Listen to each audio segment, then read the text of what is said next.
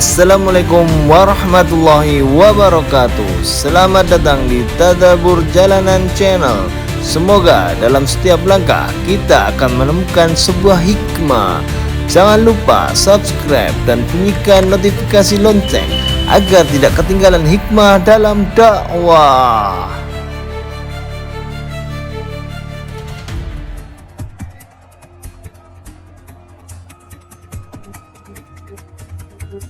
Para menteri Israel bereaksi keras atas terpilihnya Zohran Mamdani sebagai wali kota New York City, menyebut kemenangan politisi muslim itu sebagai ancaman terhadap keselamatan dan pengaruh komunitas Yahudi di kota tersebut.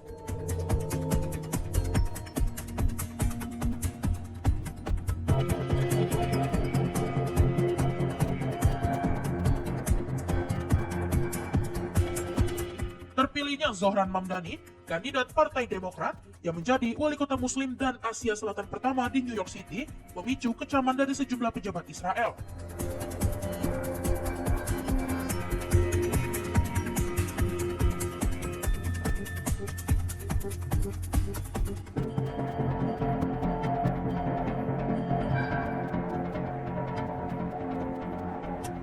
Mamdani menang dengan perolehan lebih dari 50% suara dalam kontes 3 arah setelah 91% suara dihitung dan dijadwalkan resmi menjabat pada Januari mendatang.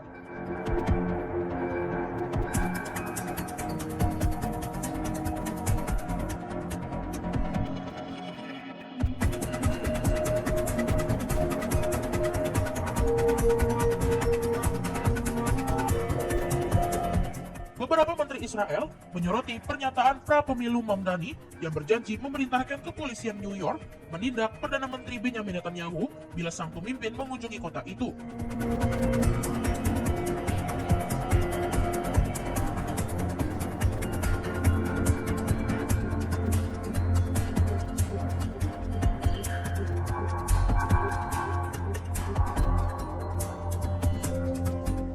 Merujuk pada surat perintah penangkapan ICC terkait dugaan kejahatan perang di Gaza.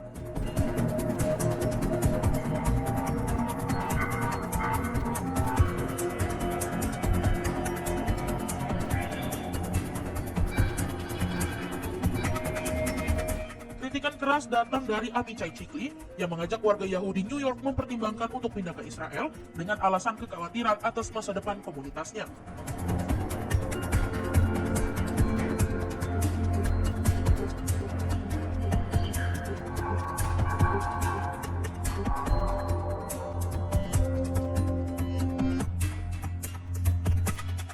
Serta dari Itamar Ben-Gvir yang menuduh Mamdani sebagai pendukung kelompok bersenjata dan sebagai ancaman terhadap akal sehat publik.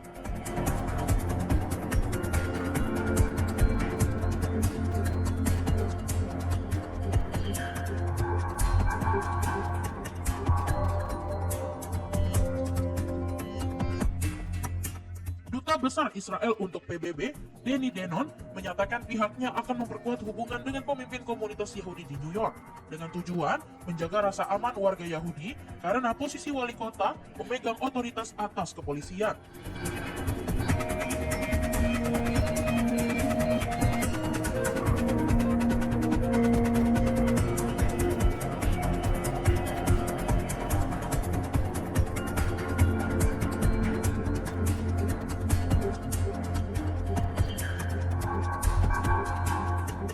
Sementara itu, laporan media Israel mengangkat kekhawatiran bahwa kemenangan Mamdani mencerminkan pergeseran politik yang memungkinkan pejabat bersikap internasional terhadap kebijakan Israel, termasuk dukungan terhadap gerakan boikot.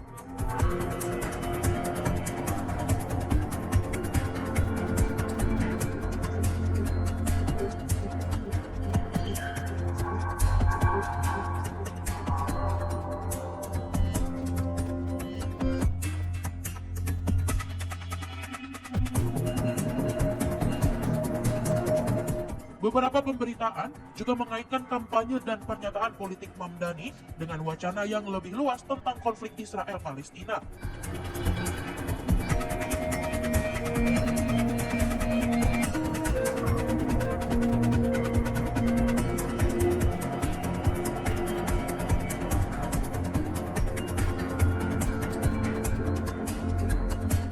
Media yang meliput menyoroti komentar-komentar sebelumnya dari Mamdani yang mengkritik kebijakan pemerintah Israel dan menyebut tindakan Israel di Gaza sebagai genosida.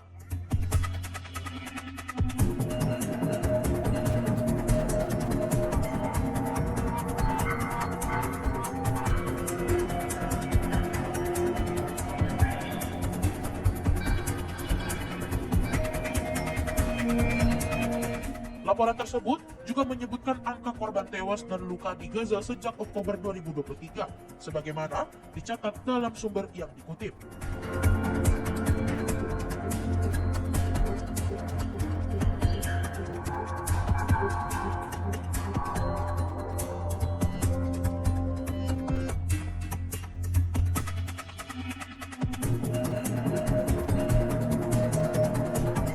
Kemenangan Mamdani berlangsung di tengah serangan politik dari kalangan elit bisnis, komentator media konservatif, dan intervensi Presiden Amerika Serikat Donald Trump yang pada masa kampanye menuduhnya berpandangan bermasalah terhadap komunitas Yahudi.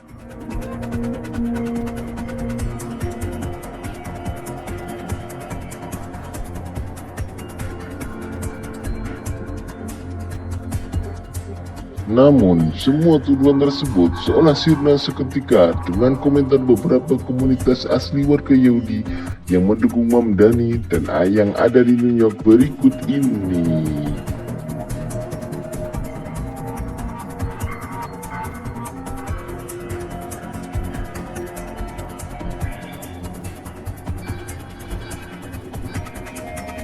New York City, jantung kapitalisme barat yang memiliki populasi Yahudi terbesar dibanding kota manapun di seluruh dunia.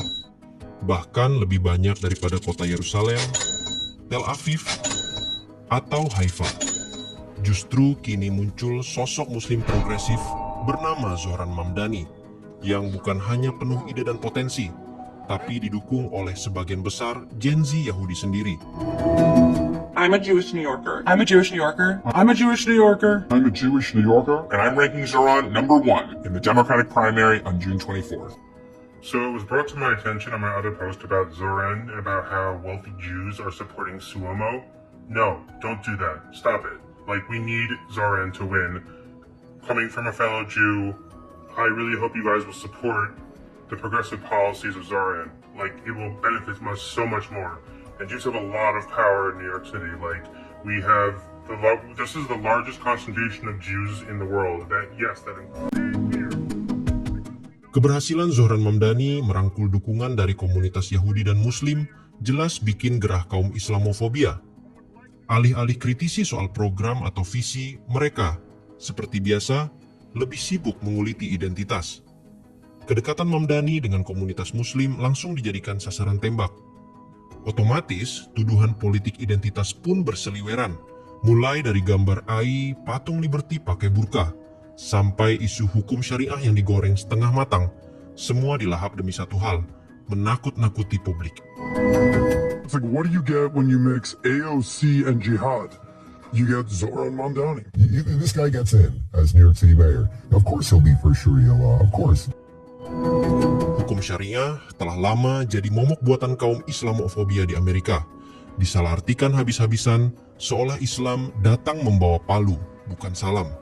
Tapi justru narasi ketakutan itu memicu banyak orang awam untuk mencari tahu sendiri. Seperti Miranda yang di medsosnya bercerita. Katanya, bukan hukum syariah yang mengekang hidupnya. Justru hukum Kristen yang diam-diam nyelonong masuk ke undang-undang, bikin kepalanya cenut-cenut. Ia juga bilang, justru sebagian pendeta Protestan yang rajin teriak, agama kasih, malah sibuk menyebar benci dan intoleransi. Muslim man's cat than I would be a MAGA man's girlfriend, wife, or have any proximity to them whatsoever. And I say this to say this, is that everything that you threaten about Muslims, because I get it all the time, go buy a burqa. If you support Mamdani, wait, you said you said that we're gonna have to convert to Islam. I don't have to buy anything if we convert to Islam, right? Because men actually have to take care of women in that religion. Husband dies, brothers gotta pick up the slack. Dad's gotta pick up the slack. Not my problem anymore. I think sometimes that's why white men hate Muslims so much, is because they're actually providers and protectors, and they don't actually, in numbers, commit the amount of atrocities that white men do. I will remind you that you're gonna sit here and tell us all about mercy killings and beheadings, while white men in the United States commit more family annihilations than any other group on the planet. They always have, they always will, and the number is rising. While there is zero chance that you could sit here and actually describe what Sharia law is, or jihad, for example, what I can tell you is that it all has to deal with taking over and seeking converts. And there is no group in the United States that has done this more and forced their policies on people more than Christian evangelicals. It's almost like we shouldn't put people in charge that are seeking to usher in end time. Fell for the bullshit when I was a child, the Islamophobia, etc. And it wasn't even a phobia. There was honestly some genuine curiosity. I felt sad that there were so many people that hated me and wanted to kill me because of where I live, but it turns out that was all fucking bullshit, because there are so many more Muslims on this planet that there are other religions and subgroups that if they wanted it, they would have gotten it by now. I've worked with Muslims and I have Muslim friends, and here's the thing, in my entire time on this planet, there has never been one of them to ever make me feel unsafe. In fact, when I go to their homes, it's the only fucking time in this chaos that I don't feel like I'm being chased by a motherfucking bear. Alright? But I will tell you this, is what does jeopardize my rights and the way that I want to live freely are Christian evangelical, white, unwashed ass men that look almost exactly like you. Abdul did not tell me that I cannot get an abortion if I cannot carry a baby to term, or if my life is in jeopardy.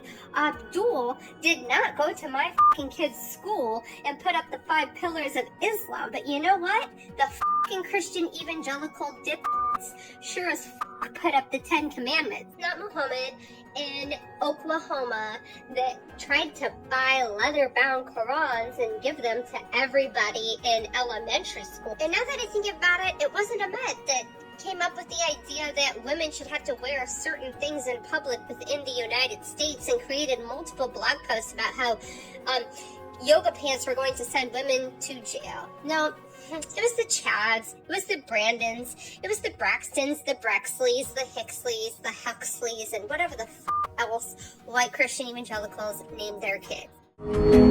Mungkin pemilihan wali kota New York tak ada pengaruh langsung ke kota tempat kita tinggal.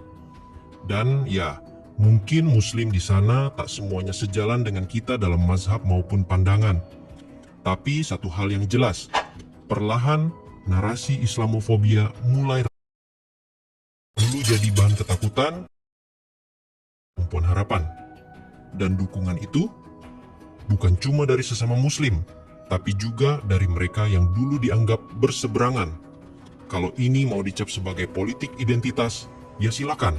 Tapi sebelum nyinyir, coba tanya dulu, selama ini identitas siapa yang paling sering dimonopoli dan dijual demi kekuasaan? Renungkan, apakah seorang presiden muslim pernah didoakan di ruang kerjanya oleh para pemuka agama Islam seperti ini? Klik subscribe kalau kamu percaya bahwa suara damai harus lebih lantang daripada propaganda kebencian. Karena masa depan bukan milik mereka yang sibuk memelintir stigma, tapi milik mereka yang berani berdiri untuk kebenaran, meski harus melangkah di awal sendirian.